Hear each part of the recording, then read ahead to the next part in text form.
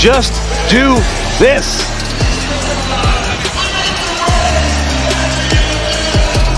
Almost stripped, found Towns, inside to Bridges for another layup. The best passes you'll ever see. Fact or fiction? LeBron James belongs in the All-Star game. What's good, family? This is Real Talk with Kingsley. The 2026 NBA All-Star rosters are out. And as usual, they sparked celebration, confusion, and a whole lot of side-eye. Every year we talk about the best players, but somehow the same arguments keep showing up. Reputation versus reality, popularity versus performance, politics versus basketball. So today, let's break it down. The biggest surprises, the loudest snubs, and what this all-star list really tells us about the league in 2026. Let's take a look at the biggest surprise on the roster. Let's start with Karl Anthony Towns. Look, Cat has a resume, no debate.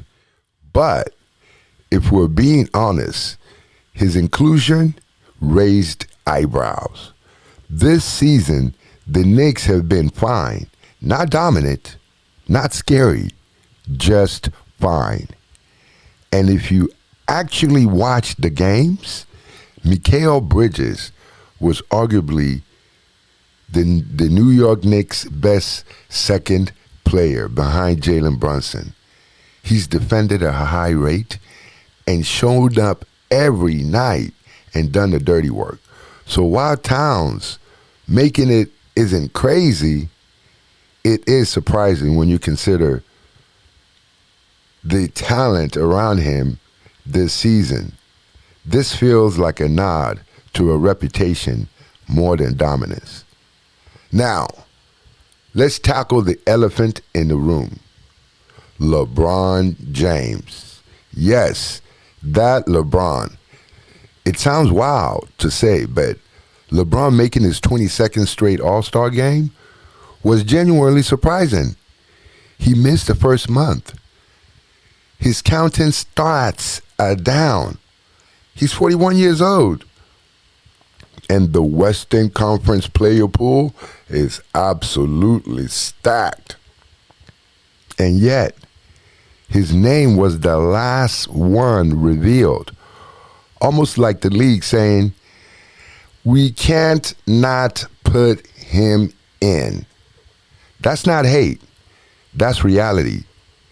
LeBron has earned the benefit of, no doubt, 2 decades. But this election shows just how thin the margin has become between legacy and current impact. Fine to play. Leonard goes to work on the rookie, gets around him, gets to the rim, and in at the horn. And James Harden finishes the first quarter with the... How insane is it that both Kawhi Leonard and James Harden didn't make the All-Star? Now, Kawhi is averaging 27 points a game and 6 rebounds.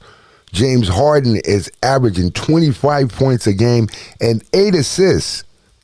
8 assists. And neither of them made the All-Star.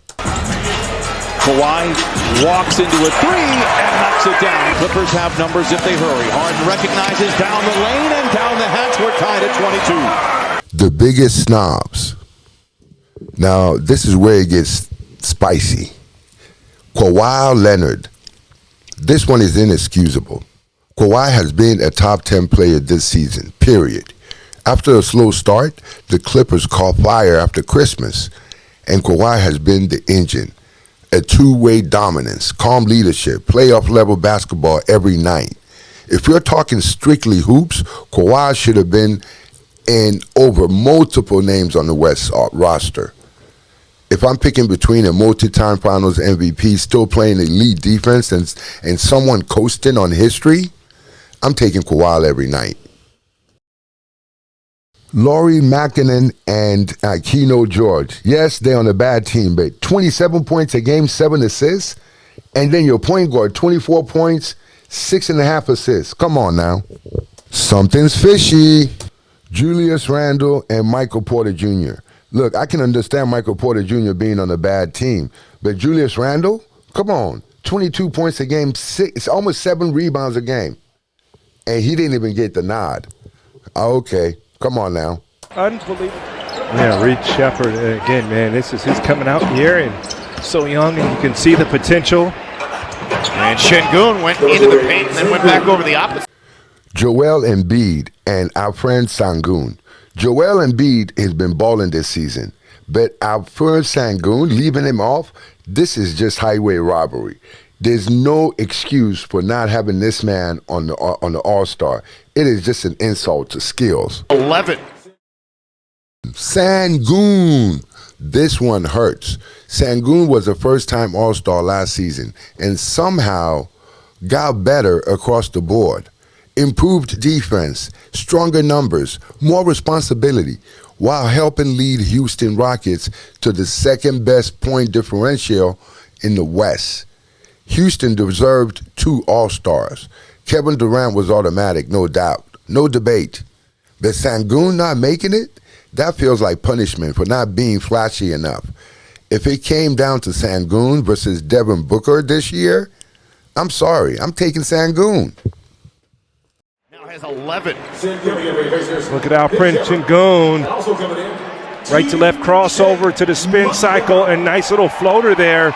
And again, just making things look easy for the Caddy Sports and Outdoor Supermo replay. The All-Star game is still a celebration, but let's stop pretending it's always about the best basketball. It's about market size, legacy, storylines, and sometimes who the league feels comfortable rewarding. Hint, Kawhi Leonard. That doesn't mean the players don't deserve respect, but it does mean fans are right to question the process. So I'll leave you with this. Who surprised you on the list most on the roster? Who surprised you the most on the roster? And who got robbed? Drop your takes. Debate respectfully. Because this is Real Talk with Kingsley, and we talk basketball the way it's supposed to be. Because this is Real Talk with Kingsley. We talk basketball the way it's supposed to be talked about. Till next time, hit that like button, subscribe. Back to Reed. Şengün with the catch, working on Potter. Misses, gets his own miss, scored, and got fouled. I just said it. I'll say it again. The Rockets' first half offense is give the ball to Şengün. And please, if you haven't already done so, hit that like button, subscribe, so we can keep bringing you good content.